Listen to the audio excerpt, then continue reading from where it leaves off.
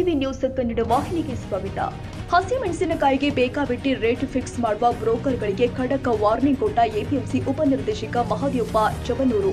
ಹಸಿಮೆಣಸಿನಕಾಯಿ ಬೆಳೆದ ರೈತರ ಬೆಲೆಗೆ ಸಂಬಂಧಪಟ್ಟ ಹಾಗೆ ನಮ್ಮ ನ್ಯೂಸ್ ಮಹದೇವರಾಜ ಉಪಸಂಪಾದಕ ಬಸವರಾಜ್ ವಿಶೇಷ ವರದಿ ತಯಾರಿಸಿ ಬೆಳಕು ಚೆಲ್ಲಿದ್ರು. ಇದಕ್ಕೆ ಕೂಡಲೇ ಫುಲ್ ಅಲರ್ಟ್ ಆದ ಬೆಳಗಾವಿ ಜಿಲ್ಲೆಯ ಎಪಿಎಂಸಿ ಮಾರುಕಟ್ಟೆಯ ಉಪನಿರ್ದೇಶಕ ಮಹದೇವಪ್ಪ ಚಬನೂರ ನಮ್ಮ ನ್ಯೂಸ್ ಮಹದೇವರಾಜ ಉಪಸಂಪಾದಕ ಬಸವರಾಜ್ ಅವರೊಂದಿಗೆ ಮಾತನಾಡಿ ಬೇಕಾಬಿಟ್ಟಿ ರೇಟ್ ಫಿಕ್ಸ್ ಮಾಡುವ ಬ್ರೋಕರ್ಗಳಿಗೆ ಖಡಕ್ ವಾರ್ನಿಂಗ್ ಕೊಟ್ಟಿದ್ದಾರೆ. ವಿಶೇಷವಾಗಿ ಒಂದು ಬೆಳಗಾವಿ ಜಿಲ್ಲಾದ್ಯಂತ ಒಂದು ರೀತಿ ಹಸಿ ಮೆಣಸಿನಕಾಯಿ ಬೆಳೀತಕ್ಕಂತ ರೈತರಿಗೆ ಸೂಕ್ತ ಬೆಲೆ ಇಲ್ಲ ಅನ್ನೋದ್ರ ಬಗ್ಗೆ ಸಾಕಷ್ಟು ಸುದ್ದಿ ಆಗ್ತಾ ಇದೆ. ವಿಶೇಷವಾಗಿ ಮೊನ್ನೆ ತಾನೇ ನಾವು ಸಹ ವರದಿ ತಯಾರು ಮಾಡಿದ್ವಿ. ಈ ಸಂದರ್ಭದಲ್ಲಿ ಸ್ವತಃ ಎಪಿಎಂಸಿ ಮಾರುಕಟ್ಟೆ ಕೃಷಿ ಉತ್ಪನ್ನ ಮಾರುಕಟ್ಟೆಯ ಒಂದು ರೀತಿ ಉಪನಿರ್ದೇಶಕ ಆಗಿರ್ತಕ್ಕಂಥ ಶ್ರೀ ಮಹದೇವಪ್ಪ ಚಬನೂರ್ ಸಾಹೇಬ್ರು ಏನ್ ಹೇಳ್ತಾರೆ. ಸರ್ ನಮಸ್ತೆ. ವಿಶೇಷವಾಗಿ ಯಾಕೆ ಸರ್ ಒಂದ್ ರೀತಿ ಹಸಿಮೆಣಸಿನಕಾಯಿ ಬೆಳೀತಕ್ಕಂತ ರೈತರುಗಳಿಗೆ ವಿಶೇಷವಾಗಿ ಬೆಲೆ ಇಲ್ಲ, ಸೂಕ್ತ ಮಾರುಕಟ್ಟೆ ಇಲ್ಲ, ಎಲ್ಲ ಬ್ರೋಕರ್ಗಳು ಅವಳಿ ಮತ್ತೆ ಬರೀ ಕಂಪ್ನಿ ರೇಟು ಅಂತ ಹೇಳ್ಬಿಟ್ಟು ಒಂದ್ ಇದಾಗ್ತಾ ಇದೆ. ಇದ್ರ ಬಗ್ಗೆ ತಮ್ಮ ಅಭಿಪ್ರಾಯ ಹೆಂಗೆ ಸರ್? ಅಲ್ಲ, ಅದಕ್ಕೆ ಈಗಾಗಲೇ ತಮ್ಮ ವರದಿಯ ಪ್ರಕಾರ ನಮ್ಮ ನಂದಗಾಡಿ ಎಪಿಎಂಸಿ ಸೆಕ್ರೆಟರಿ ಮತ್ತು ಬೈಲೊಂಗಲ್ ಎಪಿಎಂಸಿ ಸೆಕ್ರೆಟರಿ ಅವ್ರನ್ನ ನಿನ್ನೆ ನಾನು ಅಲ್ಲಿ ಅವರ ಸ್ಥಳಕ್ಕೆ ಕಳಿಸಿದಲ್ಲಿ ರೈತರ ಜೊತೆನೂ ಅವರು ಸಂಪರ್ಕ ಮಾಡಿದ್ದಾರೆ. ಮತ್ತು ಅಲ್ಲಿ ಏನಾಗಿದೆ, ಅವರು ರೈತರದ ಮಾಲನ್ನು ನೇರವಾಗಿ ತಂದು ಜಮೀನುಗಳನ್ನೇ ಖರೀದಿ ಮಾಡ್ತಾರೆ ಅನ್ನೋದು ಒಂದು ಮಾಹಿತಿ ಇತ್ತು. ಸೊ ಅದರ ಪ್ರಕಾರ ನಿನ್ನೆ ಕೆಲವೊಂದು ರೈತರ ಮಾಲ್ ಖರೀದಿ ಮಾಡುವಾಗ ಒಂದೆರಡು ತೂಕದ ಯಂತ್ರಗಳನ್ನು ಸಹಿತ ನಮ್ಮ ಸೆಕ್ರೆಟರಿಗಳು ತಂದು ಅದನ್ನು ವಶಪಡಿಸ್ಕೊಂಡಿದ್ದಾರೆ.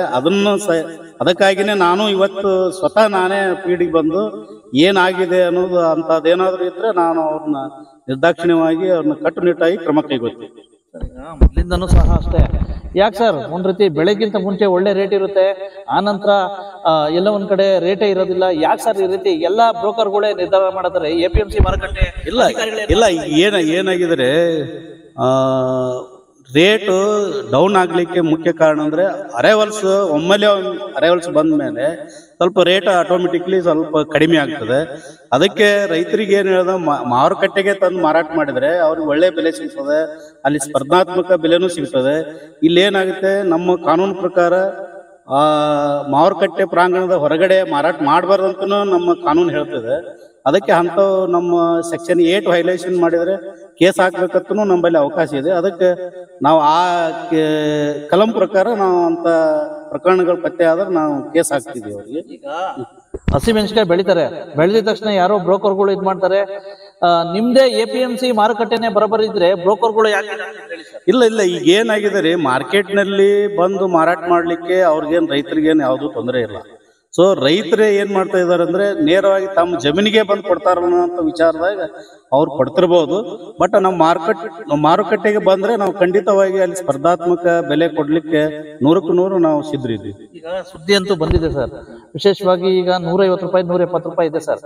ಈಗೇನು ಈಗ ಈ ಬ್ರೋಕರ್ಗಳ ಹಾವಳಿ ತಪ್ಪಿಸಿ ನಿಮ್ಮ ಎಪಿಎಂಸಿ ಮಾರುಕಟ್ಟೆಯಿಂದ ಏನಾದ್ರು ಸೂಕ್ತ ನಿಗದಿ ಇಲ್ಲ, ನಮ್ಮಲ್ಲಿ ಎಪಿಎಂಸಿ ಇಂದ ರೇಟ್ ನಿಗದಿ ಆಗೋದಿಲ್ರಿ ಇವ್ರೆ. ಅಲ್ಲಿ ಏನಿದೆ ಅಂದ್ರೆ ಡಿಮಾಂಡ್ ಅಂಡ್ ಸಪ್ಲೈ ಮೇಲೆನೆ ನಮ್ದು ರೇಟ್, ಅಲ್ಲಿ ಖರೀದಾರು ರೇಟ್ ಫಿಕ್ಸ್ ಮಾಡ್ತಾರೆ.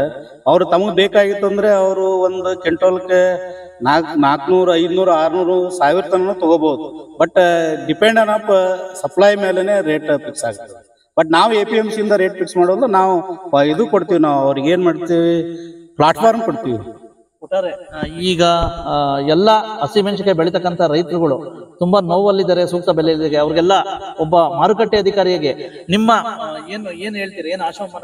ಅಲ್ಲ, ನಾವು ಈಗ ಇವ್ರೇನು ಹಳ್ಳಿಯಲ್ಲಿ ಬಂದು ವ್ಯಾಪಾರ ಮಾಡ್ತಿದಾರಲ್ಲ ಅವ್ರಿಗೆ ನಾವು ಬಂಧನೆ ಇದು ಮಾಡ್ತೀವಿ, ಏನೋ ಅವ್ರಿಗೆ ಸ್ಟಿಕ್ ಮಾಡ್ತೀವಿ.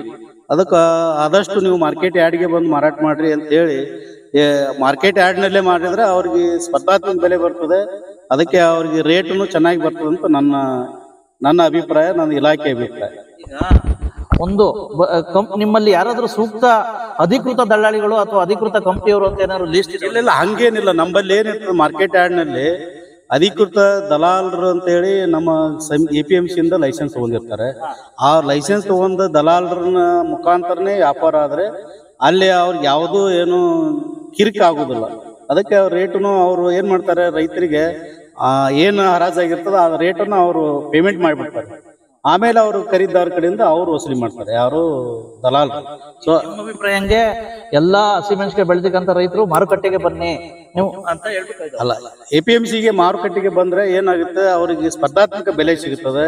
ಇಂಥವು ಕಿರಿಕಿರಿ ಅಂತ ಆಗೋದಿಲ್ಲ. ಅದಕ್ಕೆ ಆದಷ್ಟು ರೈತರಿಗೆ ನಾವು ವಿನಂತಿ ಮಾಡ್ಕೊತೀವಿ, ಮಾರುಕಟ್ಟೆ ಪ್ರಾಂಗಣಕ್ಕೆ ಬಂದು ವ್ಯಾಪಾರ ಮಾಡಿದ್ರೆ ಅವ್ರಿಗೆ ಸ್ಪರ್ಧಾತ್ಮಕ ಬೆಲೆ ಸಿಗುತ್ತದೆ, ತೂಕದಲ್ಲಿ ಯಾವುದು ಮೋಸ ಆಗೋದಿಲ್ಲ ಅನ್ನುವಂಥ ನನ್ನ ಇಲಾಖೆಯ ಅಭಿಪ್ರಾಯ. ಈಗ ಬ್ರೋಕರ್ಗಳು ಅವಳಿ ತುಂಬಾ ಜಾಸ್ತಿ ಆಗಿದೆ. ಆ ಬ್ರೋಕರ್ಗಳಿಗೆ ಏನ್ ಕಿವಿ ಮಾತು ಹೇಳಿಕ್ ಬಯಸ್ತೀರಾ? ಅಲ್ಲ, ಬ್ರೋಕರ್ಗಳು ನೀವು ಗ್ರಾಮೀಣ ಮಟ್ಟದಲ್ಲಿ ಬಂದು ನೇರವಾಗಿ ಖರೀದಿ ಮಾಡೋದು ತಪ್ಪದು ನಮ್ಮ ಕಾನೂನು ಪ್ರಕಾರ. ಅದಕ್ಕೆ ನೀವು ಮಾರುಕಟ್ಟೆ ಪ್ರಾಂಗಣದಲ್ಲೇ ಬಂದು ನೀವು ರೈತರ ಮಾಲನ್ನು ಖರೀದಿ ಮಾಡ್ಕೋತ ಅವ್ರು ನಾವು ನೆನೆಸ್ಬೋದು. ತೂಕದಲ್ಲಿ ಮೋಸ ಆಗ್ತಾ ಇದೆ. ತೂಕದಲ್ಲಿ ಮೋಸ ಅಂತೂ ಅನ್ನುವಂಥದ್ದು ವಿಚಾರ ಈಗ ಸದ್ಯಕ್ಕೆ ಕಂಡು ಬಂದಿಲ್ಲ. ಬಟ್ ರೇಟ್ ಡೌನ್ ಆಗಿದೆ, ಅರೈವಲ್ಸು ಜಾಸ್ತಿ ಆಗಿದೆ ಅನ್ನುವಂಥದ್ದು ನನ್ನ ಅಭಿಪ್ರಾಯ. ಅದಕ್ಕೆ ಈಗ ನಾನು ಪಾರಸವಾಡ ಅಲ್ಲಿ ಈಗ ಸದ್ಯಕ್ಕೆ ವಿಸಿಟ್ ಹೊರಟಿದ್ದೀನಿ.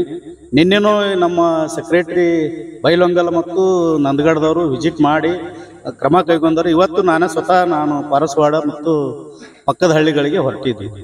ಇವಿಷ್ಟು ಒಟ್ಟಾರೆ ಗೊತ್ತಾಯ್ತಲ್ಲ. ಮಾನ್ಯ ಬೆಳಗಾವಿ ಜಿಲ್ಲೆಯ ಕೃಷಿ ಉತ್ಪನ್ನ ಮಾರುಕಟ್ಟೆ ಉಪನಿರ್ದೇಶಕರಾಗಿರ್ತಕ್ಕಂಥ ಶ್ರೀ ಮಹದೇವಪ್ಪ ಚಬ್ನೂರ್ ಅವರ ಅಭಿಪ್ರಾಯ. ನಮಸ್ಕಾರ, ಥ್ಯಾಂಕ್ ಯು ಬಸವರಾಜ್. ತಾಜಾ ಸುದ್ದಿಗಾಗಿ MTV ನ್ಯೂಸ್ 24x7ಗೆ ಸಬ್ಸ್ಕ್ರೈಬ್ ಮಾಡಿ ಮತ್ತು ಬೆಲ್ ಐಕಾನ್ ಅನ್ನು ಒತ್ತಿ. ತಪ್ಪದೇ ಲಿಂಕ್ ಶೇರ್ ಮಾಡಿ.